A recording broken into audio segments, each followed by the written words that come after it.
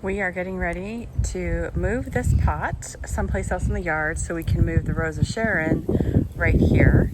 It shouldn't take too long. I did root prune several weeks ago, the Rose of Sharon, which I just took the shovel and went around the base of the plant and shoved it in the ground and kind of severed the roots so that it had time to kind of recover before I move it. It's all done. Flanking the path now is the purple pillar Rose of Sharon, looking beautiful, and I think this is going to be a great spot here. It has already started to bud out, so hopefully it survives the transplant because I think it's going to be gorgeous here on this side between the two paths. Across from the flower box is where we put the pot with the rosemary in it, and it'll be here for a little while until we figure out the best place for it. After we moved this pot here and we were looking at how much sun this gets, I was thinking that the solar light that broke several months ago when I was removing the sweet potato vine would be perfect here, and then we could run the little lights through here. So that's what I did, and I'm looking forward to checking this out later tonight and see how it looks. I saw this at Home Depot a couple weeks ago and I couldn't help myself, so I bought another clematis. All right, it's done.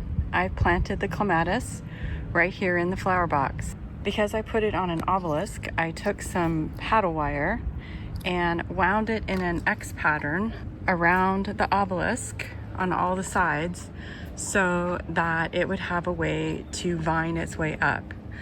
The thing about clematis that I didn't realize initially is that they use their little leaves to wind their way up, and this obelisk didn't have enough of that available, so I used the paddle wire to create the network it can climb.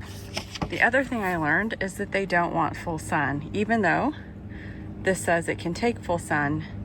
In the Sacramento Valley, full sun is too much for this plant, so I either going to have to protect it in the peak of summer, or hopefully the tree right here will cast some shade on the plant and then it'll be protected in the afternoon.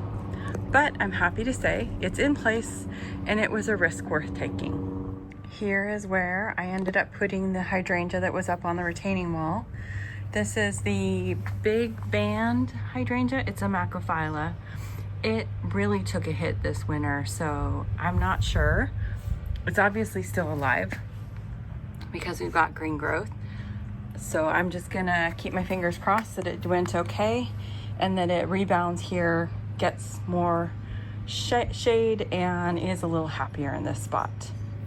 The clematis I planted last year appears to be returning. I thought maybe it had died because all of these vines are just desiccated, but it seems to just go up here and then suddenly turn green, so I'm not really sure what the deal is.